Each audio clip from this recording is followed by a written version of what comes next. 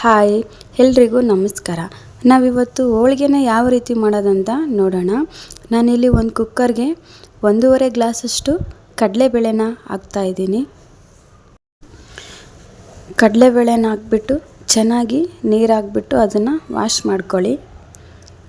ನೀರು ಹಾಕಿ ವಾಶ್ ಮಾಡಿಕೊಂಡು ನಾನಿಲ್ಲಿ 1.5 ಗ್ಲಾಸ್ ಕಡಲೆಬೇಳೆಗೆ 3 ಗ್ಲಾಸಷ್ಟು ನೀರು ಹಾಕ್ಕೊಳ್ತಾ ಇದ್ದೀನಿ. ನೋಡಿ, ಚೆನ್ನಾಗಿ ತೊಳ್ಕೊಂಬಿಟ್ಟು ನಾನು ಆಮೇಲೆ 3 ಗ್ಲಾಸ್ ನೀರು ಹಾಕ್ಬಿಟ್ಟು ಕುಕ್ಕರ್ನ ಕ್ಲೋಸ್ ಮಾಡಿ ಒಂದು 4 ವಿಸಿಲ್ ಹೊಡೆಸ್ಕೊಳ್ತಾ ಇದ್ದೀನಿ. ಹೋಳಿಗೆ ಮಾಡೋಕ್ಕೆ ಬೇಳೆ ಚೆನ್ನಾಗಿ ಸಾಫ್ಟಾಗಿ ಬೆಂದಿರಬೇಕು, ಅಂದರೆ ಹೋಳಿಗೆ ಸಾಫ್ಟಾಗಿ ಬರುತ್ತೆ. ನಾನಿವಾಗ 1 ಗ್ಲಾಸಷ್ಟು ಬೆಲ್ಲನ ಚೆನ್ನಾಗಿ ಪುಡಿ ಮಾಡಿ ಇಟ್ಕೊಂಡಿದ್ದೀನಿ. ಇವಾಗ ನೋಡಿ, ಬೇಳೆ ಚೆನ್ನಾಗಿ ಬೇಯ್ದಿದೆ. ಇವಾಗ ನಾವು ಇದಕ್ಕೆ 1 ಗ್ಲಾಸಷ್ಟು ಬೆಲ್ಲನ ಹಾಕ್ಕೊಳ್ತಾ ಇದ್ದೀನಿ. ನಾನು ಅರ್ಧ ಗ್ಲಾಸಷ್ಟು ಕಡಲೆಬೇಳೆನ ಕುದಿಸಿರೋದನ್ನು ಸಾರಿಗೆ ಅಂತೇಳ್ಬಿಟ್ಟು ತೆಗೆದಿದ್ದೀನಿ. ಹಾಗಾಗಿ ನಾನು 1 ಗ್ಲಾಸ್ ಬೆಲ್ಲನ ಮಾತ್ರ ಹಾಕ್ಕೊಳ್ತಾ ಇದ್ದೀನಿ. ಇವಾಗ ಬೆಲ್ಲ ಹಾಕ್ಕೊಂಬಿಟ್ಟು ಎಲ್ಲನೂ ಚೆನ್ನಾಗಿ ಮಿಕ್ಸ್ ಮಾಡ್ಕೊಳ್ಳಿ. ನೋಡಿ, ಚೆನ್ನಾಗಿ ಕುದ್ದಿದೆ. ಇವಾಗ ಎರಡನ್ನೂ ಚೆನ್ನಾಗಿ ಮಿಕ್ಸ್ ಮಾಡಿಕೊಂಡು ಮತ್ತೆ ನಾವು ಇದನ್ನು ಸ್ಟವ್ ಮೇಲೆ ಒಂದು 5 ನಿಮಿಷ ಬೇಯಿಸ್ಕೋಬೇಕು.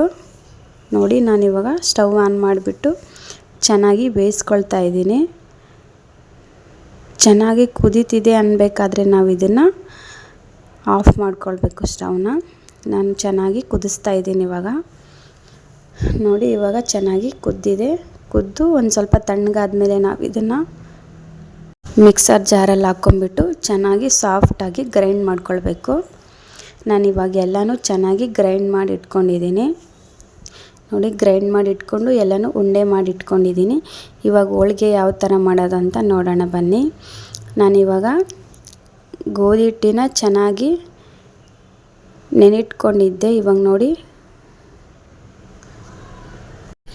ನಾನಿವಾಗ ಇದನ್ನೆಲ್ಲ ಹೂರ್ಣನೆಲ್ಲ ತುಂಬಿಟ್ಕೊಂಡಿದ್ದೀನಿ ಒಂದು ಕಡೆ. ಇವಾಗ ನಾವು ಹೋಳಿಗೆನ ತಟ್ಕೊಳ್ಳೋಣ. ನೋಡಿ, ನಿಮ್ಗೆ ಯಾವ ಸೈಜ್ ಬೇಕೋ ಆ ಸೈಜಲ್ಲಿ ಹೋಳಿಗೆನ ತಟ್ಕೊಳ್ಬೋದು. ನಾನಿಲ್ಲಿ ಮೀಡಿಯಮ್ ಸೈಜಲ್ಲಿ ಎಲ್ಲನೂ ಉಂಡೆ ಮಾಡಿಟ್ಕೊಂಡಿದ್ದೀನಿ.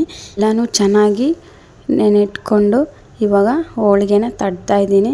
ನೋಡಿ, ನನ್ನ ಕೈಯಿಂದನೇ ಹೋಳಿಗೆನ ತಟ್ತಾಯಿದ್ದೀನಿ. ನೀವು ಬೇಕಿದ್ದರೆ ಚಪಾತಿ ಮಾಡೋದ್ರಿಂದನೂ ಮಾಡ್ಕೊಳ್ಬೋದು. ನೋಡಿ, ಕೈಯಿಂದನೇ ಎಷ್ಟು ದೊಡ್ಡದಾಗಿ ತಟ್ತಾಯಿದ್ದೀನಿ. ನೋಡಿ, ನಿಮ್ಗೆ ಎಷ್ಟು ತೆಳ್ಳಗೆ ಬೇಕೋ ಅಷ್ಟು ತೆಳ್ಳಗೆ ಮಾಡ್ಕೊಳ್ಬೋದು. ನಾನಿವಾಗ ಸ್ಟವ್ ಮೇಲೆ ಹಂಚನ್ನ ಕಾಯಿಸೋದಕ್ಕಿಟ್ಟಿದ್ದೀನಿ. ಹಂಚು ಕಾಯ್ದ ಮೇಲೆ ಅದಕ್ಕೊಂದು ಸ್ವಲ್ಪ ಎಣ್ಣೆ ಹಾಕ್ಬಿಟ್ಟು ಇವಾಗ ನಾವು ತಟ್ಕೊಂಡಿರೋ ಹೋಳಿಗೆನ ಹಂಚಿನ ಮೇಲೆ ಹಾಕ್ಕೊಳ್ಬೇಕು. ನಾನಿವಾಗ ಪೇಪರಲ್ಲಿರೋ ಹೋಳಿಗೆನ ಕೈ ಮೇಲೆ ಹಾಕ್ಕೊಂಡು ಆಮೇಲೆ ಅದನ್ನು ಹಂಚಿಗೆ ಹಾಕ್ಕೊಳ್ತಾ ಇದ್ದೀನಿ. ನೋಡಿ, ಎಷ್ಟು ಈಸಿಯಾಗಿ ನಾವು ತೆಳ್ಳಗೆ ಹೋಳಿಗೆ ಮಾಡ್ಬೋದು ಅಂಥೇಳಿ. ಇವಾಗ ಕೈಯಲ್ಲಿರೋದನ್ನು ಹಂಚಿನ ಮೇಲೆ ಹೋಳಿಗೆ ಹಾಕ್ಬಿಟ್ಟು ಅದ್ರ ಮೇಲೆ ಒಂದು ಸ್ವಲ್ಪ ಎಣ್ಣೆನ ಹಾಕ್ಕೊಂಡು ಚೆನ್ನಾಗಿ ಎರಡು ಕಡೆನೂ ಬೇಯಿಸ್ಕೊಳ್ಬೇಕು. ನೋಡಿ, ನಾನಿವಾಗ ಎಣ್ಣೆ ಹಾಕ್ಬಿಟ್ಟು ಚೆನ್ನಾಗಿ ಎರಡು ಕಡೆನೂ ಬೇಯಿಸ್ಕೊಳ್ತಾ ಇದ್ದೀನಿ. ಆ ಕಡೆ ಈ ಕಡೆ ಎರಡು ಕಡೆನೂ ಚೆನ್ನಾಗಿ ಬೇಯಿಸ್ಕೊಳ್ಳಿ. ಈ ಥರ ಮಾಡೋದ್ರಿಂದ ಹೋಳಿಗೆ ತುಂಬ ಚೆನ್ನಾಗಿ ಬರುತ್ತೆ. ನಾನಿಲ್ಲಿ ಮೈದಾ ಹಿಟ್ಟನ್ನು ಯೂಸ್ ಮಾಡ್ತಾಯಿಲ್ಲ, ಗೋಧಿ ಹಿಟ್ಟಿಂದನೇ ಹೋಳಿಗೆ ಮಾಡ್ತಾಯಿದ್ದೀನಿ. ನೀವು ಒಂದ್ಸರಿ ಗೋಧಿ ಹಿಟ್ಟಿಂದ ಹೋಳಿಗೆ ಮಾಡಿ ನೋಡಿ, ತುಂಬ ಚೆನ್ನಾಗಿರುತ್ತೆ, ತುಂಬ ಸಾಫ್ಟಾಗಿ ಬರುತ್ತೆ. ನೋಡಿ, ಇವಾಗ ಆ ಕಡೆ ಚೆನ್ನಾಗಿ ಬೇಯ್ದಿದೆ. ನಾವು ಇನ್ನೊಂದು ಕಡೆ ಚೆನ್ನಾಗಿ ತಿರುವಾಕೊಂಡು ಚೆನ್ನಾಗಿ ಬೇಯಿಸ್ಕೊಳ್ಳೋಣ. ನೋಡಿ, ಎಷ್ಟು ಚೆನ್ನಾಗಿ ಹೋಳಿಗೆ ಬಂದಿದೆ. ನಿಮಗೆ ದಪ್ಪ ಬೇಕಂದರೆ ದಪ್ಪ ಮಾಡ್ಕೊಳ್ಬೋದು, ತೆಳ್ಳಗೆ ಬೇಕಂದರೆ ತೆಳ್ಳಗೆ ಮಾಡ್ಕೊಳ್ಳಿ. ನಾನಿಲ್ಲಿ ಮೀಡಿಯಮಾಗಿ ಮಾಡ್ಕೊಂಡಿದ್ದೀನಿ.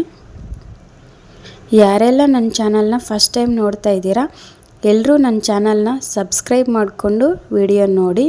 ಆವಾಗ ನಾನು ಯಾವುದೇ ಒಂದು ವಿಡಿಯೋ ಹಾಕಿದ್ರೆ ನಿಮಗೆ ಅಪ್ಡೇಟ್ ಬರುತ್ತೆ.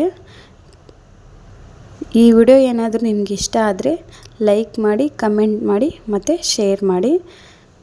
ನೋಡಿ, ಹೋಳಿಗೆ ರೆಡಿ ಆಯಿತು. Thank you so much.